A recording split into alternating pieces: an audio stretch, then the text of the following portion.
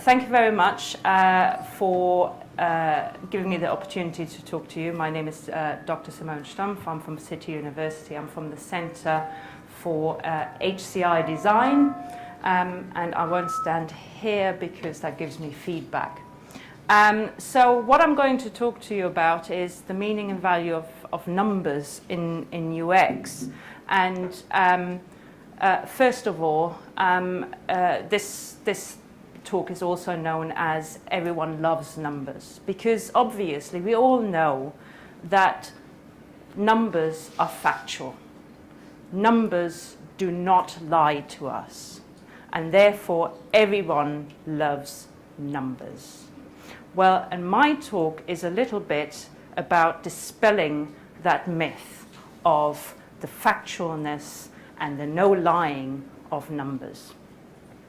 So, first of all, let me give you a little bit of my background. I started out at University College London, where I did a BSc in computer science with cognitive science. I did a PhD there as well. Then I was a research fellow. Before that, I was actually working for BT, which I keep mostly quiet. So I worked in fraud detection, product management, marketing, project management, anything you can name, I was working in it. I also worked for Oregon University. I worked as a UX architect. I finally ended up at City University as a senior lecturer there, and I also run the MSc course in human-centered systems. So if you're interested in studying to be a UX professional, come and see me afterwards. So I actually have plenty of experience of dealing with numbers, both in academic context and also in industry setting. Of course, that makes me about 3,876 years old. Now, how old was Methuselah when he died? And I want now a show of hands. Who thinks he was 670 years old? Who thinks he was 969 years old? Who thinks he was 1,254 years old? And who thinks 2,756? Who has no opinion? Let's try this again, because you actually have to decide. Your life rests on it, because this will be the age that you die. Right? So, who thinks 670? All right, 969? 1,254? 2,756? Excellent! Because I just did a little experiment with you. Because I wanted to talk about cognitive bias and heuristics. And what I just demonstrated, hopefully, was that anchoring actually affects everyone. So I showed you this number here. And my hope was that it was actually going to anchor you, because any number that you show to anyone has an anchoring effect. So it primes you to pick another number, right? And if you ever wanted to do a little bit of reading, light reading, read Daniel Kahneman's Thinking Fast and Slow, and he has plenty of examples of that fact. In fact, just spinning a fortune wheel and showing a number has an effect on a number estimate. So what does this mean? In UX, if you're actually asking people about any kinds of estimates on frequency, on ratings, if you show them a number, it might actually have an anchoring effect. Secondly, people, even researchers, are actually really bad at probability, predictions, and statistics. Now, this is especially bad because even we as UX professionals fall into the trap of being bad at that. So usually when we recruit people for, say, user testing, what we don't do is go in a really rational way, well, let's look at the population size and what sample size we need and what statistical power we can get. Well, we just say, well, how many people can we get? Probably it's about 8, and let's see if we can get some results out of it, right? So that is what usually happens. Now, let's look a little bit at quantitative approaches in UX. And what I wanted to put up there and point out is that there is a difference between quantitative data, so anything that you can count, you can turn into frequencies or measure in numbers, and then also quantitative analysis. So that usually means that you do some statistics, some statistical tests. Now, if you wanted to run a statistical test, you have to have a hypothesis.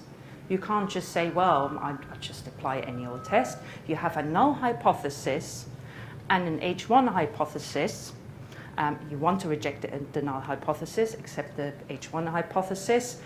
And hopefully, you know, there is enough statistical significant difference between them. Now, hypothesis means more or less that you have a yes-no answer to a question. Rough terms. So, let's have a look at some of the questions that you might want to ask in UX. And again, I ask for your audience participation to see whether they actually deal with quantitative data, quantitative analysis, or both. So, let's decide, is this quantitative data, quantitative analysis, or both? Who thinks that a question like this, how many problems does a user have using my snazzy new design, uses quantitative data? Okay, good. What about quantitative analysis? Also good, because fewer people chose it. So this would actually be counting problems, but you probably wouldn't apply any kind of statistical test to it. What about this? What kind of problems does a user have using my snazzy new design? Quantitative data, quantitative analysis. Right. Interestingly, is it a yes-no question? No. So would you probably apply a statistical test? No. Okay. So kind of no quantitative data, no quantitative analysis. What about this? Do you like my snazzy new design? Yes, no. Quantitative data. Yes or no? Yes? Raise your hands. Quantitative analysis? Right. So it's a yes-no question. So you could say, well, I could count the number of people and then perhaps do something with it, right? So it probably would be amenable. And then finally, is this new design, which is snazzy, better than the old boring design? Quantitative data? Quantitative analysis? All right, okay, so this is something that is really amenable to it. What I want to do in the following is actually go through some quantitative approaches, and 3, because it's a number, it's a nice number, and investigate how you could actually approach something in a quantitative way, or actually where we approach something in a quantitative way and it kind of goes wrong. So, the first one, do you like my snazzy new design? We kind of agreed we might want to actually do some quantitative data and quantitative analysis on that. Of course, what you usually do is, well, let's ask the user. How much do you like the design of a scale of 1 to 5, where 5 is best? And of course, immediately you think about this anchoring example and you realize this is actually a bit suspect, because I might have just introduced some anchoring effect and primed them for an answer, because anything like that could actually prime it. Even if you think, okay, let's go with that, there might not be problems getting some numbers out of them, you might say, okay, I'll average the ratings across all of these users and try and get an average rating of liking out of them. So usually what that means is that you get a rating of 3.5, right, in my experience. Even if they hate it or love it, you will really get only around 3.5. Now you might ask, why do you get 3.5, not 3? Well, usually the 3.5 is because they like your facilitator and they like your incentives, right? And so again, it's a little bit problematic. And then you probably want to do some stats over it, right? And again, that is fraught with difficulties, because you might actually have a low sample size, you might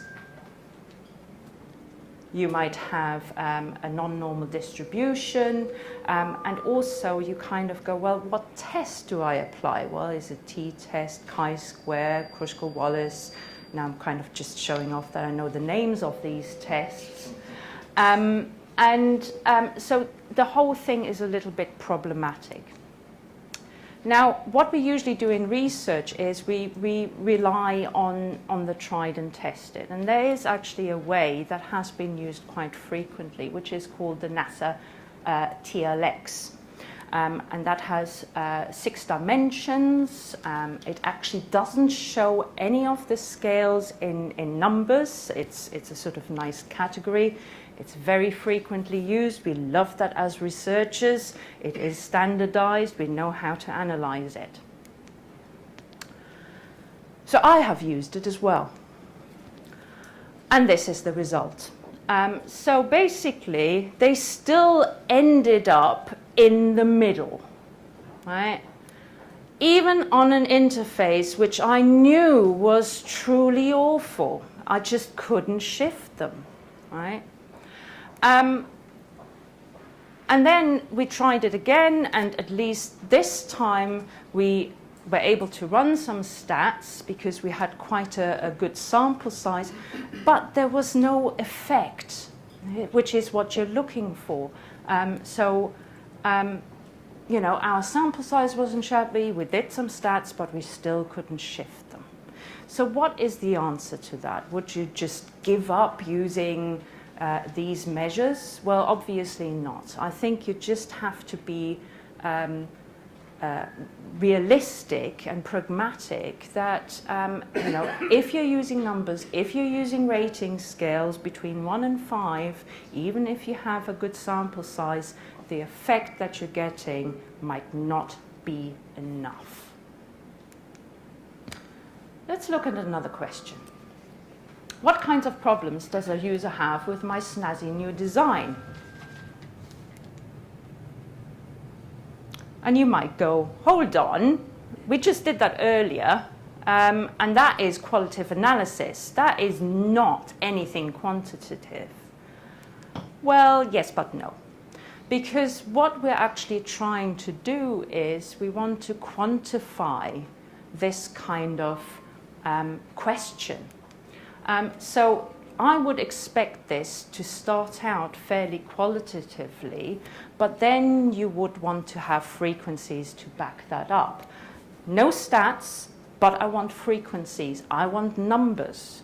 because I want to see something like that, right? 4 out of 5 users could not find the purchase button. That actually gives me an indication of how prevalent it is, and also it gives me the sort of base sample size of 5, so I know actually how to interpret that. And so whenever I see in a student report or dissertation the words some or many, my heart sinks. It doesn't give me any clue what I'm actually seeing, and therefore I mark them down. So, hello Tracy, you see your research here. What we actually can do is we can still treat qualitative data in a quantitative way, even though we don't do stats over them. So what we did here, and what you see here, are word clouds. That is coming from the Microsoft Desirability Toolkit, the product reaction cards, which we adapted. The size of the word actually expresses the frequency that people use to express that kind of sentiment.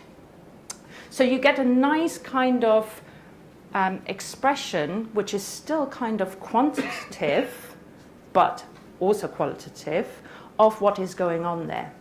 And then also we did another trick, thank you Tracy, of counting the positive and negative words that appear in this word cloud. So suddenly you can actually go, well, that actually tells me something about the differences, without resorting to statistical tests, in a simple, quantifiable way.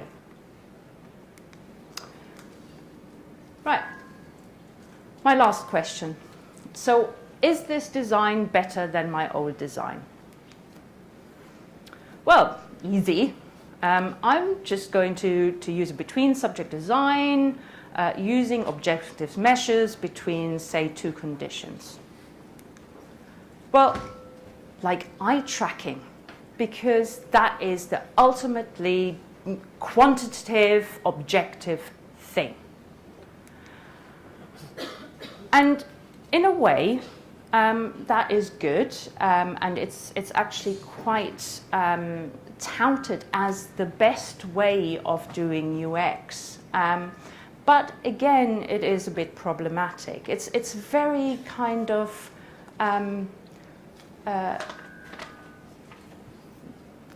deliciously tempting to use one of these lovely visualizations, right, of quantitative data. But in a way, this is all very intuitive. There's no stats going on. All you see is kind of, well, pretty pictures.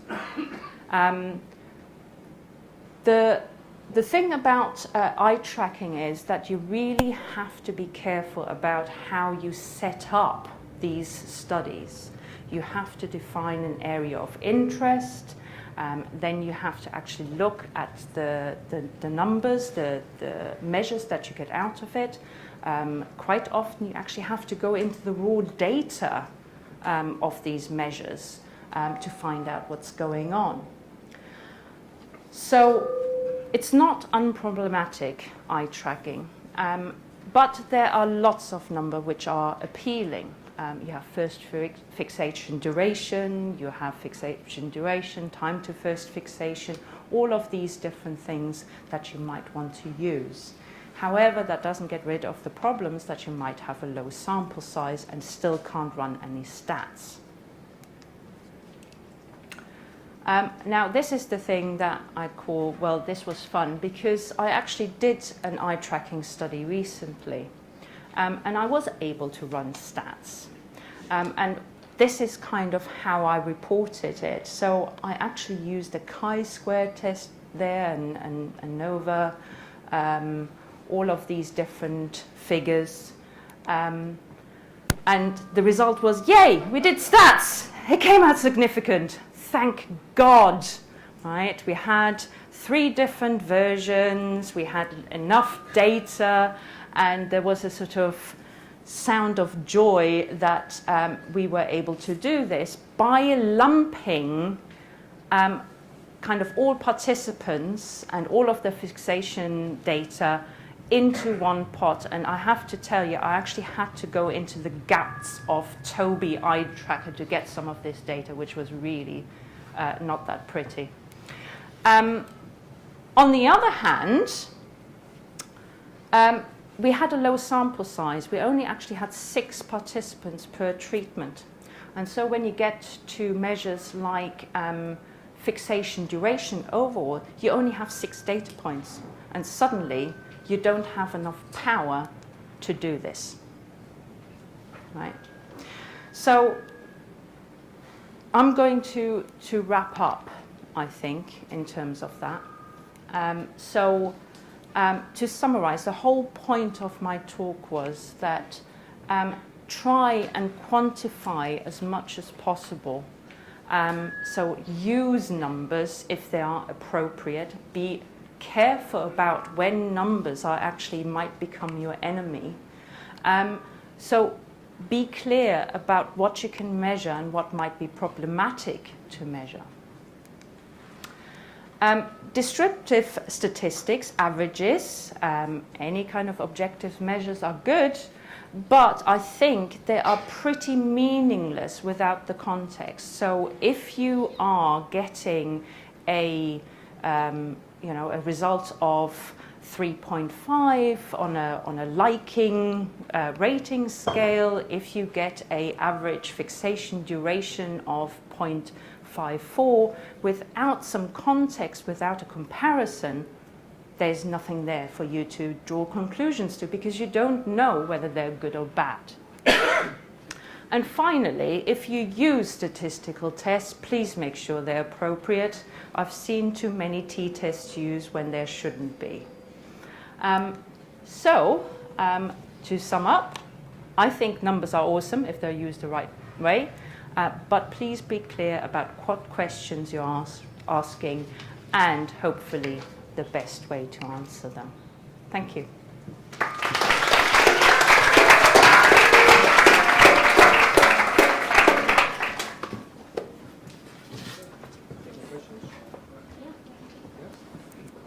Right, questions, anyone? Was everyone in there or like? While you're thinking, I had one quick question.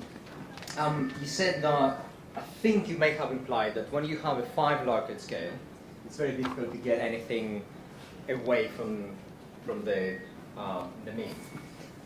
Have you seen that being better? You stand here. With scales that are maybe 10 Larkin? Oh dear. Stavros, we need to stand far apart.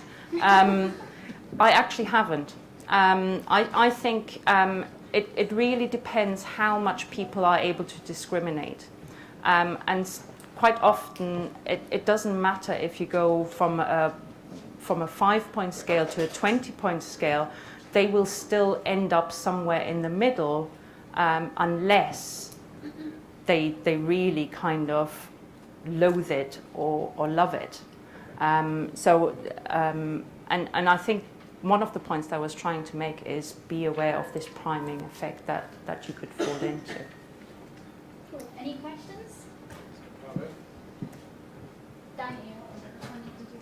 Good. I have a question about UXPA.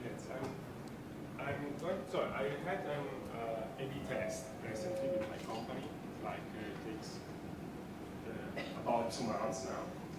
And so we use numbers. So for now it's a really simple test, like marketing test, changing color from like a button to the call to action. So what happened, we changed the color. We had the A/B test for like 2 weeks. Everything, so the green button was awesome, so 100% of improvement. So we implemented the green button, and after 2 weeks, the green button had the same number as the red button. So my boss told me, no, maybe the green button is not working. So we try the blue button. The blue button is run perfectly.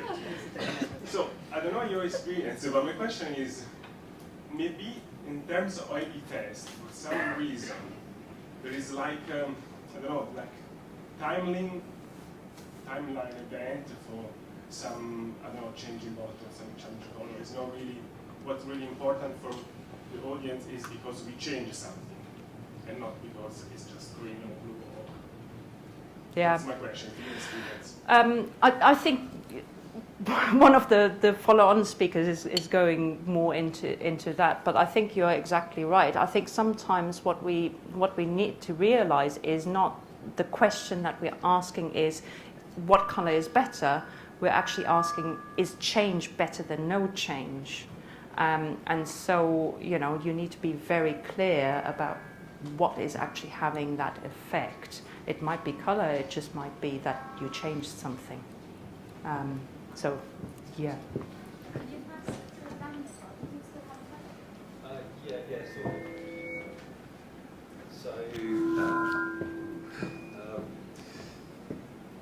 so biasing people with kind of whatever comes before the question, like the framing kind of positioning thing. It might. What are your thoughts? It might not matter because if everyone is seeing the same test, everyone will be subject to the same bias, and so does that problem not disappear on the basis that everyone's seeing the same framing effect?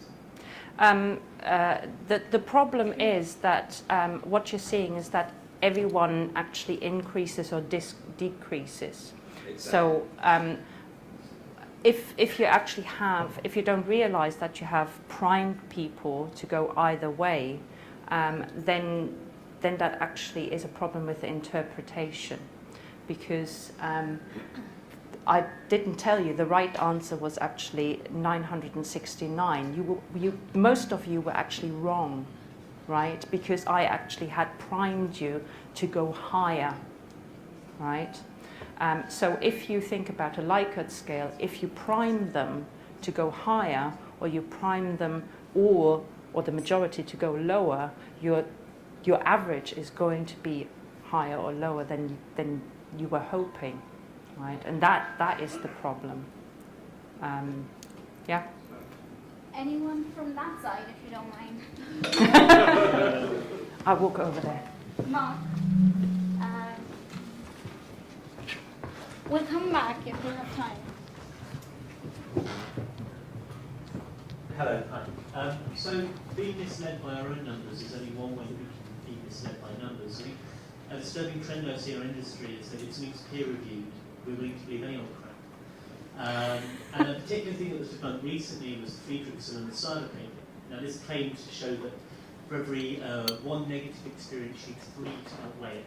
And it's obvious crap, and it was Alan Sokal actually debunked it, famous skeptic.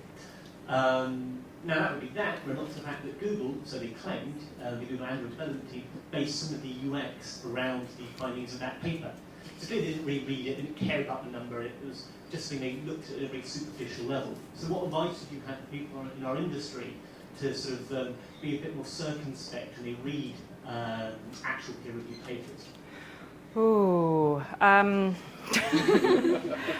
As an academic, I obviously believe strongly in the peer review process, but I do realize that even if you peer review, all of the details are not available to you. You know, you have to go at face value and say, is this an appropriate test or not? Now, if you're reading a paper, I think, you know, it actually means that you need to engage with it. You need to critically assess whether the method that they were using and the questions they were asking and the answers they were getting are actually appropriate, rather than go, well, it's peer reviewed, it's obviously good, which sometimes it isn't. So I think, you know, everyone has the sort of responsibility to know at least something about numbers and a little bit about stats, because it's not just important for your work, but also in your personal life. because everybody's going to tell you numbers and try and prove things with stats. So I think, you know, we all need to know a little bit about it. One very quick question, anyone? Which side should I go? Middle. Any hands? Yep. I think you were talking about creating a benchmark. I think you were talking about creating a benchmark. It's no good just to have a set of numbers and you just have something to compare it to.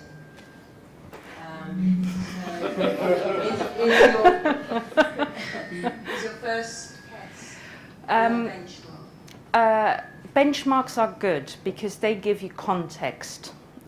So if you just have a figure like 3.5 with nothing to compare it to, you don't know whether it's good or bad. So benchmarks are good. But of course, then you have to compare against the right benchmark again. And again, numbers can change depending on the context that you have. So benchmark's a good idea. Comparison is, I think, an even better idea. Okay, thanks, Simone. Okay. Thank you so much. Thank you.